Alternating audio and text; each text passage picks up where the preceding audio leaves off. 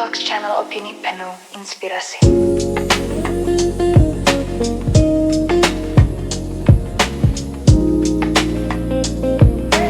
Dimanapun kalian berada, jumpa lagi dalam Arti Talks. Nah, di sini kita akan bahas seputar obrolan-obrolan agak serius sedikit nih Artisans. Bahwa di sini aku nggak sendiri nih. Sekarang aku ada bersama namanya Mas Yadi, yang panggilan tenarnya di sini Mas Yadi, ya kan? Panggilan intim asik, enggak ya?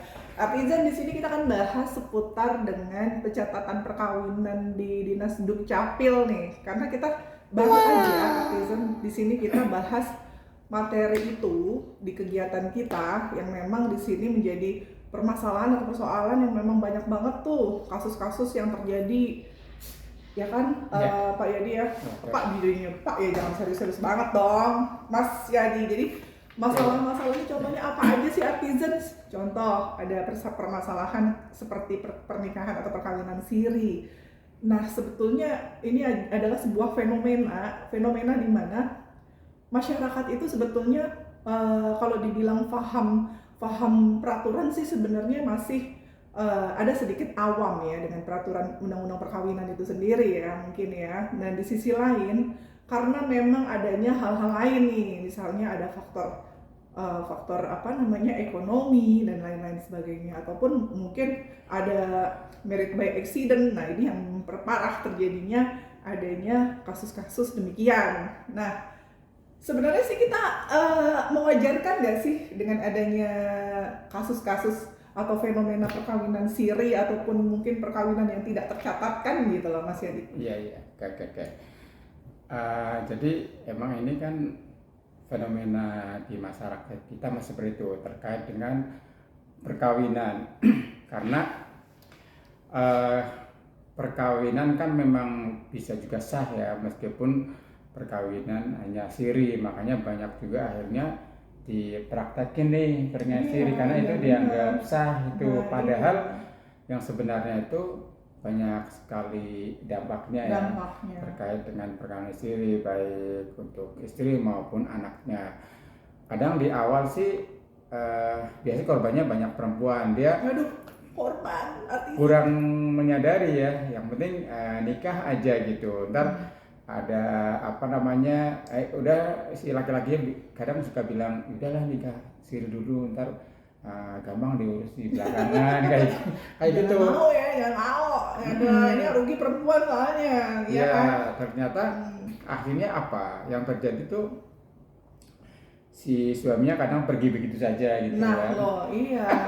Nah itu akhirnya apa ya, istrinya nggak bisa nuntut nafkah dan lain-lain, anaknya juga bisa terlantar. Nah sebenarnya kayak gini nih, lagi di ghosting tuh sekarang udah, jangan mau di ghosting deh teman-teman artisan ya semuanya tuh, apalagi nih yang cewek-cewek nih, kalau udah di ghosting ke kata-kata manis aja langsung iya aja, jangan ya, bener gak? Iya, makanya kadang ketipu juga. Karena ketipu juga sama laki-laki buaya. Tapi jangan apa ya, enggak ya, itu juga enggak ya. Artinya sebenarnya ya kembali lagi ya, kalau kita sadar akan dampak yang akan terjadi ya artisan dimanapun berada, bahwasanya kalau kita tidak mencatatkan status pernikahan kita ataupun tidak melegalkan secara resmi di Dinas Dukcapil dan tidak menikah secara yang diketahui oleh catatan sipil, bahkan untuk di KUA sendiri kan kita harus benar-benar sesuai dengan prosedur di Undang-Undang Nomor 1 Tahun 1974 yang sudah dirubah menjadi Undang-Undang Nomor 16 Tahun 2019 ya, tentang Undang-Undang Perkawinan. Itu sendiri kita akan berdampak itu sangat-sangat lumayan, ini akan terjadi berkepanjangan. Dampaknya apa aja sih kira-kira? Nah, dampaknya itu antara lain bisa jadi kalau kita punya anak ya kan, akta kelahirannya tentunya bermasalah, anak nggak bisa sekolah. Nah, nggak bisa sekolah karena dasarnya kan pasti pakai akte kelahiran. Terus apa lagi nih Mas Yadi nih kira-kira? Ya sebenarnya sih kalau terkait akta kelahiran itu bisa saja gitu kan, tapi hanya ada nama ibu dan anak. Benar. Nah sebenarnya itu sah, hanya kan ada beban psikologis ya. Ketika sekolah ternyata nggak ada nama ayahnya gitu kan, nah kadang-kadang yang jadi masalah lagi suka nggak diterima gitu. Iya. Saya mengerti ya, kadang ada yang ini nggak ada ayahnya nih, harus diurus dulu gitu kan, padahal memang ayahnya nggak tahu kemana kan karena penikah siri. Tiba-tiba dia pergi begitu aja. Nah, ini salah satu dampak lah maksud saya, itu Aduh, salah satu dampak dari pernikahan yang tidak tercatat. Makanya ya emang tugas kita semua sih untuk mengedukasi masyarakat. Bukan berarti nikah siri itu dilarang ya, tapi memang kami tidak merekomendasikan dengan banyaknya dampak buruk lah, anggap aja seperti itu. Iya. Yes, apa sih yes? Ya, ini adalah memang tadi di awal kan aku belum nyebutin ya. Di jabatan bukan status, tadi status kan udah jelas dia status pernikahan. Mas Yadi ini adalah seorang penyuluh hukum media. Nah, kita juga sharing sama-sama yang memang sesuai dengan pakar hukum ya, sesuai dengan on the track lah, sesuai dengan kompetensinya gitu loh artisan. Jadi nggak salah kan kalau ngobrol-ngobrolin masalah hukum ke ahlinya nih, kebetulan kita habis juga ada kegiatan bareng ya kan. Oke, nah di sisi lain kalau kita kembali lagi ya one fact bahwa banyaknya secara masif kasus-kasus demikian yang akhirnya kok bisa ya sampai nggak didaftarin, itu kan yang berdampak itu adalah perempuan lagi-lagi perempuan. Kenapa berdampak? Ya pastinya kalau perempuan itu kan kalau tiba-tiba ditinggal suami atau tiba-tiba cuma dikasih harapan-harapan palsu, terus tiba-tiba kita dalam kondisi sudah punya anak, apalagi kita punya beban-beban yang banyak begitu secara perekonomian, apalagi nggak kerja ya kan, ini yang jadi fatal teman-teman. Jadi apalagi secara psikis anak itu juga fatal. Lalu kemudian kita tidak terdaftar di program-program pemerintah, nah ini juga akan fatal juga. Begitupun hal-hal lain yang berdampak, apalagi setidaknya kita harus warning juga nih, jangan-jangan suami kita juga kalau misalnya status kita nikah siri, dia nikah juga sama yang lain, ya kan? Nah itu nih artisan ini yang gawat juga nih, statusnya makin gak jelas kan. Nah gimana nih menurut Mas Yadi nih? Iya bisa aja sih. Artinya gini, emang kalau laki-laki itu bisa menikah siri ya tanpa izin, tapi bukan berarti itu boleh ya. Sebenarnya sih nggak boleh ya. Sebenarnya nggak boleh, secara hukum nggak boleh, karena dia masih punya ikatan pernikahan. Dan misalnya ada laki-laki atau suami yang menikah lagi itu, secara undang-undang hukum pidana dia juga melakukan tindak pidana gitu kan. Itu namanya menikah diam-diam gitu. Menikah diam-diam itu bisa dipidana sampai 5 sampai 6 tahun ya. Jadi untuk ibu-ibu ya yang suaminya menikah lagi itu sebenarnya dia bisa kena pidana gitu, menikah diam-diam.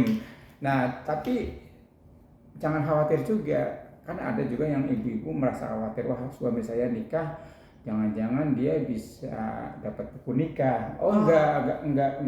Enggak bisa begitu saja gitu tanpa ada surat izin dari istri pertamanya.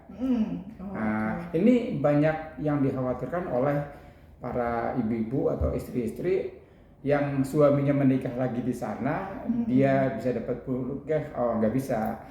Kecuali ada izin dari istrinya. Kalau nggak ada izin, itu nggak bisa dapat buku nikah gitu. Ya? Mereka gitu, dan nggak bisa namanya isbat nikah ditetapkan juga tidak bisa gitu. Bahkan si suaminya ini nih, biar dia tahu nih, bisa dilaporkan. Bisa dilaporin ternyata. Iya, bisa dilaporkan. Ini sesuai dengan undang-undang KUHP yang baru. Bukan yang baru sih, sebenarnya yang lama juga sama. Jadi misalnya suaminya menikah secara diam-diam, itu bisa dilaporkan pidana, dan pidananya itu berat juga ya, bisa sampai 6 tahun pidana. Seperti itu. Dan dia juga nggak bisa dapat buku nikah kalau misalkan khawatir akan diisbatkan, nggak juga gitu. Nah, lagi-lagi akhirnya yang akan rugi juga perempuan lagi gitu. Yang tadi dinikahin tuh. Kaum Hawa ini emang benar-benar. Yang tadi dinikahin itu banyak berdampak nih ya. juga punya anak kan.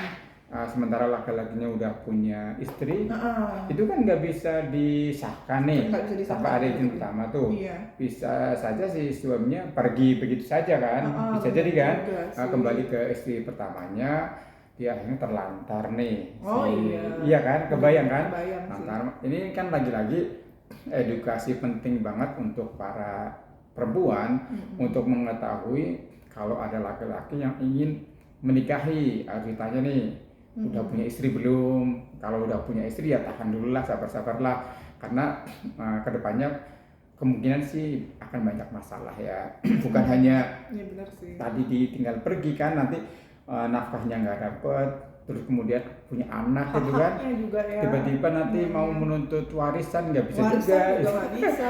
ya nggak bisa juga gitu Iya, kan, status warisnya. kayak gitu. Nah ini penting banget sih untuk mengedukasi ya, perempuan ya. Saya nggak tahu ya, nggak tahu ya kenapa akhirnya banyak juga yang mau dinikahin, walaupun mungkin ada faktor-faktor juga kan, faktor Iya ekonomi sih, misalnya, faktor ekonomi.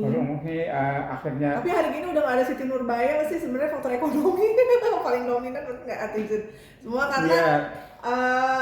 kalau menurut saya sih ya, kita hidup di udah era-era yang 5.0, apalagi ya sekarang udah apa-apa tuh serba online gitu, jadi ya nggak mungkin lah faktor ekonomi, apalagi perempuan banget tuh lebih rentan sekali. Kelompok rentan nggak sih? Kelompok rentan dengan apa, iming-iming ya kan, dengan ghosting. Nah apalagi yang begini nih, perempuan harus aware juga, jangan mau diiming-iming ataupun diberikan janji-janji nanti kita akan nikah resmi, padahal masih statusnya nikah siri terus. Nah ini dari awal harus ada komitmen, apalagi kalau sebuah relationship, hubungan itu juga harus benar-benar dipastikan ke depannya mau dibawa kemana nih, tujuan hubungan keluarga, hubungan komitmen kalian gitu loh. Artisan semua jangan sampai ya kena ghosting, awas. Oke, tadi dampak kita udah ngobrolin dampak. Yang jelas semuanya ini adalah ya, kalau misalnya tips sih ya, kita bicara tips ya. Untuk conclusionnya ya, untuk solusinya ya kita tips-tipsnya. Yang pertama, kita juga jangan mau mengenal ya, secara mengenal sebuah hubungan ya. Kita berkomitmen, berhubungan, berpasangan itu harus mengenal satu sama lain, dan komitmen kita harus jelas. Dan yang jelas kita juga harus benar-benar dicatatkan ya, kalau kita mau ada tujuan menikah ya harus dicatatkan di catatan sipil, dan itu harus ke KUA ya, pernikahan resmi secara negara. Ada lagi nggak tipsnya kira-kira nih yang memang sangat urgent ya harus disampaikan? Ya betul, jadi bukan berarti semua nikah siri itu buruk ya.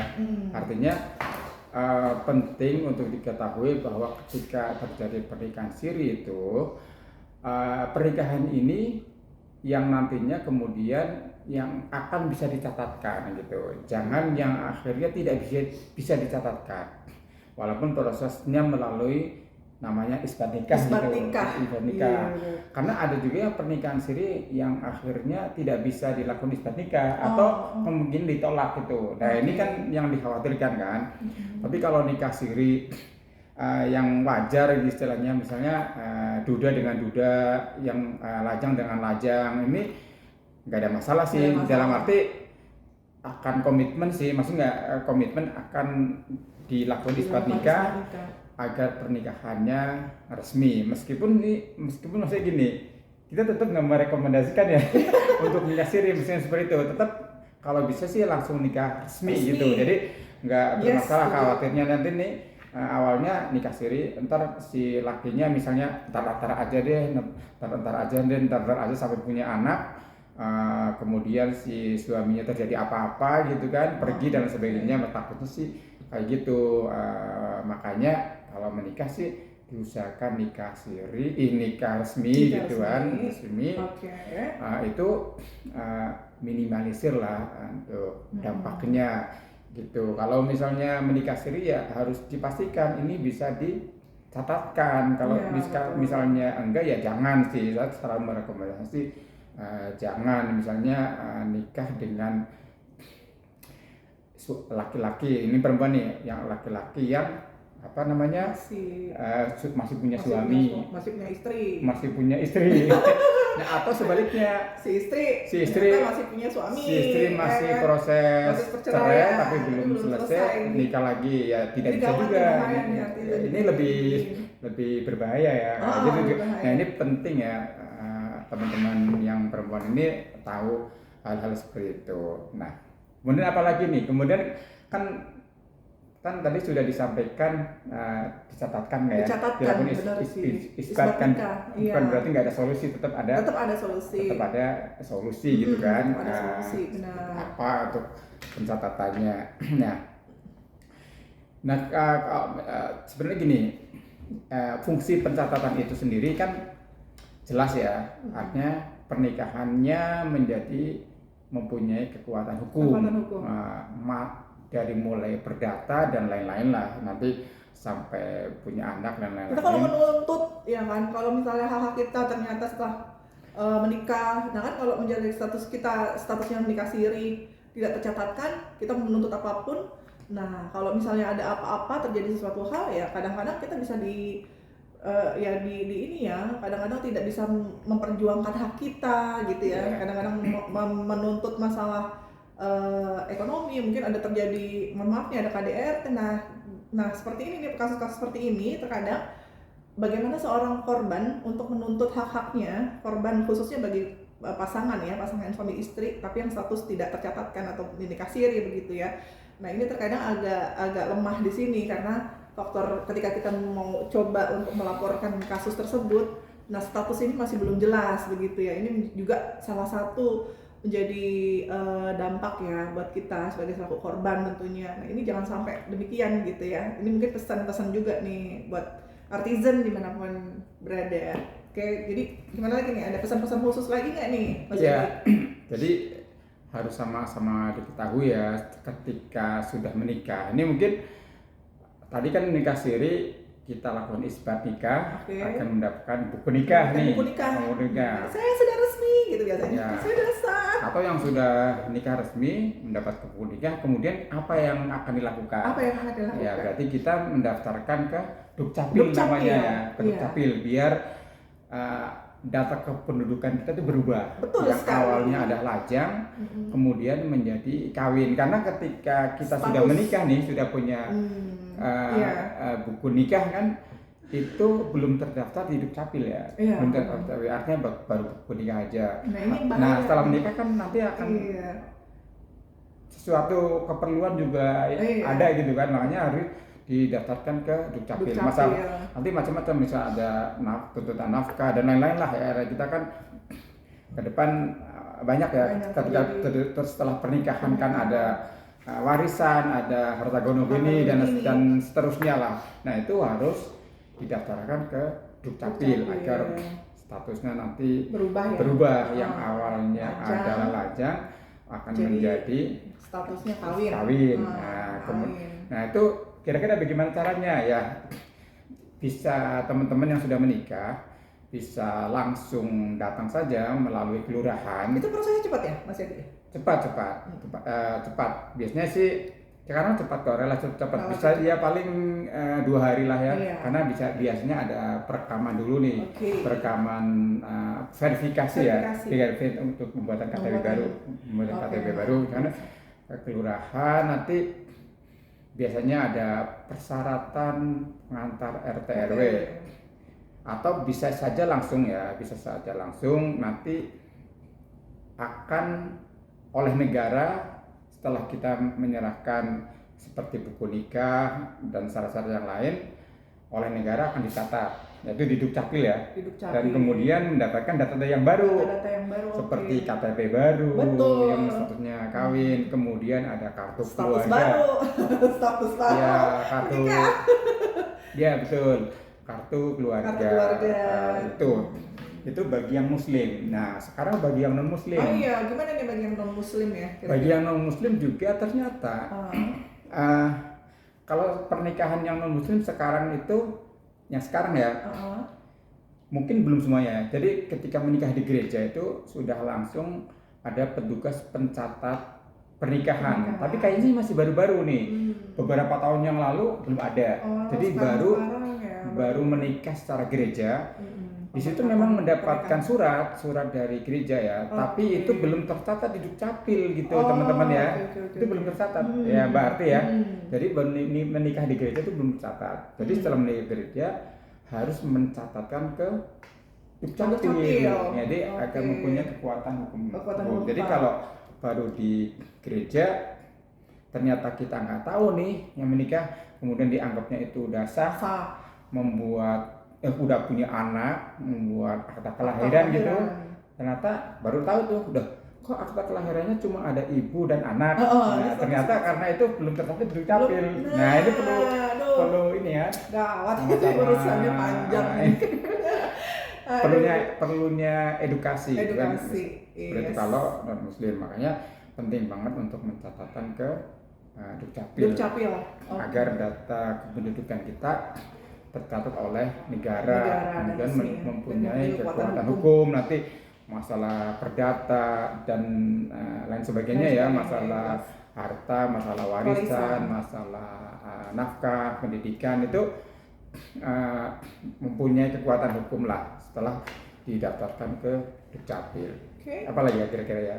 Ya, sepertinya overall sudah dibahas semua. Yeah. Mas Adi, thank you apa banget. Ya, nanti apalagi nih kita tunggu komen ya, pertanyaan ya. Pastinya artisan dimanapun kalian berada harus wajib komen ya, apalagi ini adalah sebuah informasi yang sangat bermanfaat juga buat teman-teman, buat artisan semuanya yang mungkin apalagi yang masalah-masalah pencatatan pernikahan perkawinan ini jangan sampai kena ghosting ya artisan semuanya. Kalau mau ada pertanyaan atau ada opini, silahkan chat di kolom atau tuliskan di kolom komentar pastinya. Oke, terima kasih kalau banyak. Ada yang ketinggalan yang kita sampaikan ya. Atau ada yang ketinggalan boleh ditanyain juga nih. Tanya di kolom chat komentar. Iya, siapa tahu nanti ada pembahasan lebih lanjut di part 2-nya. Part 2. Thank you. Terima kasih Mas Adi atas ngobrol-ngobrol barengnya. Thank you semuanya artisan. Kita cukup sekian kan untuk pembahasan kali ini, obrolan kali ini, yang bebas surat ini cukup sesuai dengan aturan yang ada on the track ya. Oke, wassalamualaikum warahmatullahi wabarakatuh.